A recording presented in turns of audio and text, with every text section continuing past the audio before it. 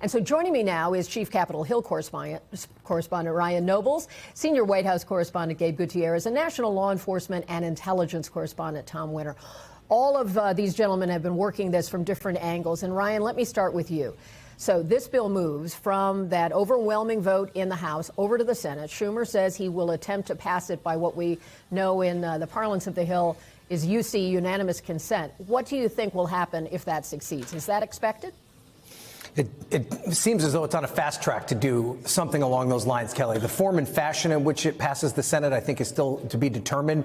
But it seems very clear that there's no stopping this train. And the Senate Majority Leader, John Thune, has made it clear that the Congress is no longer going to provide cover or an excuse for the Epstein files to be released. Thune said today that the overwhelming vote in the House indicates to him that there's no need for any sort of an amendment to this resolution, despite that being something that Speaker Johnson has pleaded for.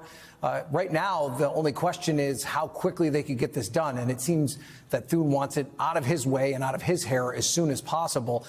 They are going through a process right now they describe as hotlining, which is basically taking a poll of all the members of the Senate to see how they would vote if this resolution were on the floor. If it clears that hotline and everyone says that they'll vote yes, they could move on it as soon as tonight, meaning that President Trump could have this resolution on his desk tonight. The question then is, how does his administration respond to this directive from Congress ordering the Department of Justice to release these files? Ryan, how would you characterize what we're seeing in the Republican Party right now? They have, in so many instances and on so many issues, they've been in lockstep with the president, but not now. How significant is that, and what do you think changed that dynamic? You know, Kelly, I've been covering Congress on and off since 2018, 2017. And the best comparison that I can give to this current moment in time would be when John McCain stood up and gave the thumbs down on the Senate floor to prevent the Trump administration from repealing Obamacare. Since that moment, Republicans in Congress have basically capitulated to everything that Donald Trump has wanted. There are very few instances from them standing up and telling him that they were going to exert their Article I power and prevent something that he desires. And in this case, he said repeatedly over and over again that he did not want the Congress to pass this resolution. It was only after it became clear that they had the necessary signatures to get it to the floor and that Republicans were going to overwhelmingly vote yes, that he then decided to give them the green light and basically prevented himself from being bowled over by this. This is the rare issue where Republicans feel as though the base is different from where the president is. It is base Republicans that are clamoring for the Epstein files to be released. And it is one of the few issues in American politics right now that has broad-based support among both Republicans and Democrats, which is evident by the fact that it passed 427-1 on the House floor today. With that kind of momentum shift, do you think this sort of response among Republicans on some other issue could also change? Is this opening a door to more pushback from Republicans? I know that won't happen often, but do you think it changes that situation? I'm a little reluctant to go that far, Kelly. I do think that this right now is a unique issue that strikes a unique chord, particularly with the MAGA base of the Republican Party. I don't think in any way, shape or form we should be then extending that out to perhaps they buck him on health care or buck him on taxes or tariffs or anything along those lines, foreign policy. They still seem to be in lockstep with the president on that count. But this is still notable that they've at least found the flexibility to step away from the president in this particular issue, and we'll have to see what happens going forward. Great insights. Thank you, Ryan. And Gabe, let me turn to you. So we know the president has said he would sign this bill, and he has at the same time been defensive in his response on the same issue today. So what is it that you're hearing inside the White House reaction to the vote and how overwhelming it was? What's the sense of the snapshot of this moment? Well, Kelly, look, the White House for quite some time now, they've been trying to spin this and that the president has always been for transparency and that he really doesn't care if the Epstein files are released, although we do know that there was quite the pivot a few days ago when the president realized that the large amount of Republican defections that were expected when it came to passing this. But with the White House, they expected this vote today. They want to move on from this issue. They've been wanting to move on on this issue, from this issue for quite some time. And as you know, it's something that the White House officials aren't really keen to talk about. You saw the frustration from the president today, even being asked a question that he certainly had to know was coming on such a large day on Capitol Hill when it came to the release of these files. But there is intense frustration here that this is overshadowing other parts of the president's agenda, Kelly. You get a sense, Gabe, that there is concern that this is a signal in some way about the president's power over his party. Ryan thinks this is really a standalone issue, and that makes sense for a lot of reasons. But does this chipping away make a difference? You know, Kelly, I was listening to your discussion with Ryan. I agree with him on pretty much everything he said. The one point I would add, though, on most issues, yes, I don't see Republicans, bucking the president at all. There is one other potentially, perhaps foreign policy, only because I bring up the escalating feud with Congresswoman Marjorie Taylor Greene and some parts of the MAGA base that have been very frustrated with what they see as the president's focus on foreign policy at the expense of domestic issues. And while some members of the MAGA base of the Republican Party, the question will be moving forward, do they lash out in other ways? However, what Ryan says is very true. It's hard to see the Republican Party that has been so with Donald Trump for so long really hasn't stood up to him in many ways. One other point that I would make, aside from the Epstein issue with the Republicans in the Senate not going along with his desire to end the filibuster, that might be the only thing that I can think about that Republicans have stood up to Donald Trump, at least during his second term, Kelly. It is certainly a notable moment. Thank you, Gabe. I'm going to turn now to Tom, and I want our viewers to know that Tom has done extensive work over the years on the Epstein case and really understands what is already public and has a sense of where this could go. So the question of what could be released, Tom, if this bill does become law, what new information would you expect to see? Sure, and thank you, Kelly. I think one of the things that we'll be looking at are the internal deliberations of the Justice Department. They're kind of the holy grail, if you will, of the Justice Department's inner workings. They never make those public.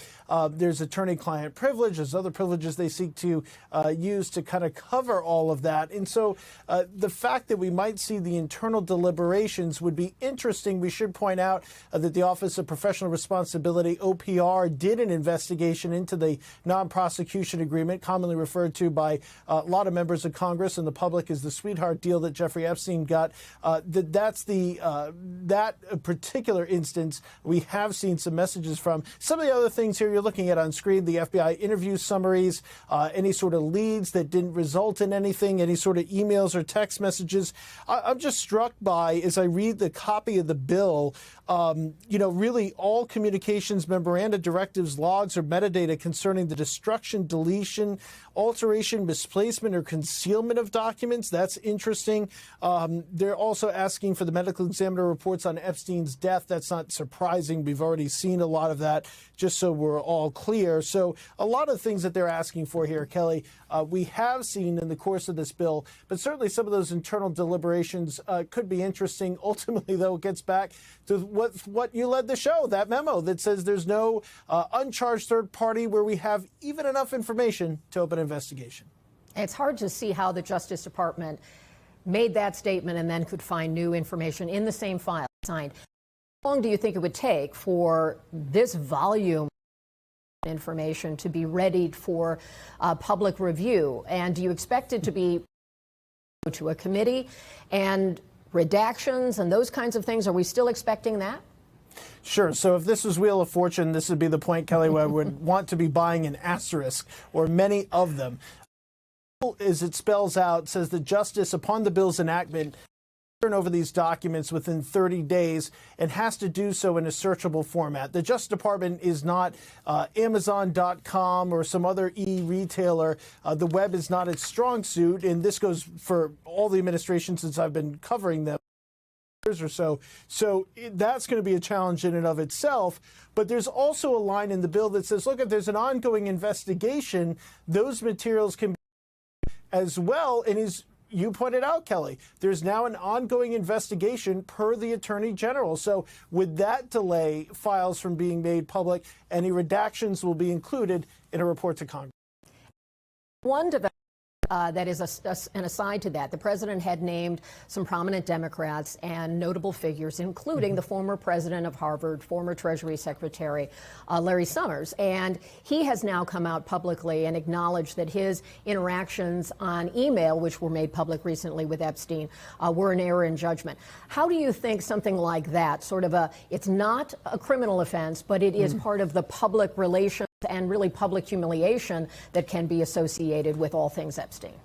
It's a critical component of this. It's something that a lot of people in the law enforcement community, a lot of analysts have raised, the idea that people who have not wrong in the eyes of the law as far as violating federal statute are now potentially in a situation where they would be named having done nothing else than is just evidence that was collected. By the way, some of that evidence could include the information found on Epstein's phone.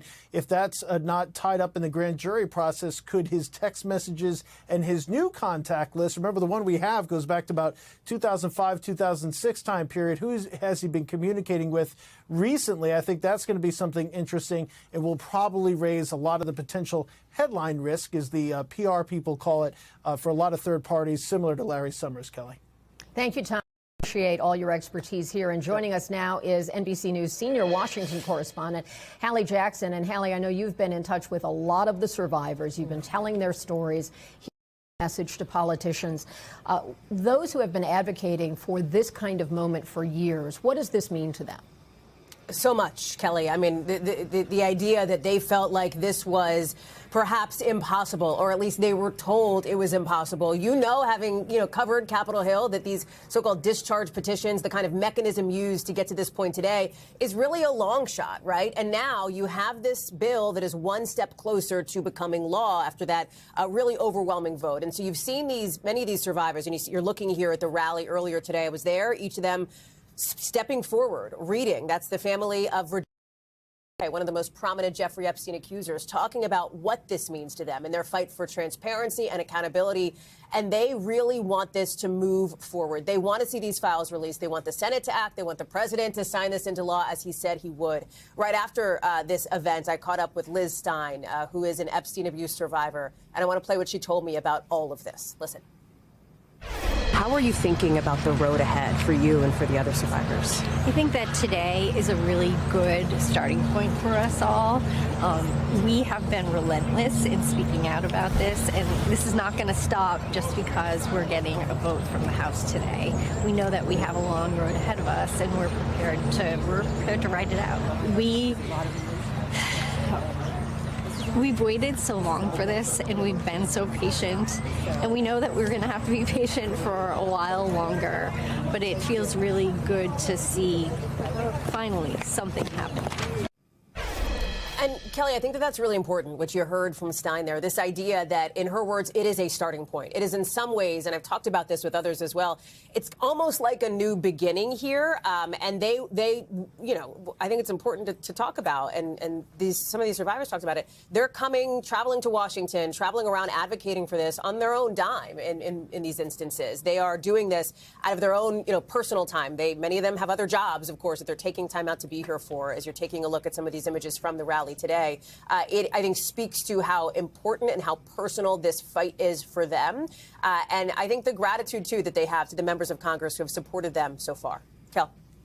Hallie, thank you so much for bringing their stories to us and helping us put a face to all of this as well. We thank you for watching. And remember, stay updated on breaking news and top stories on the NBC News app or watch live on our YouTube channel.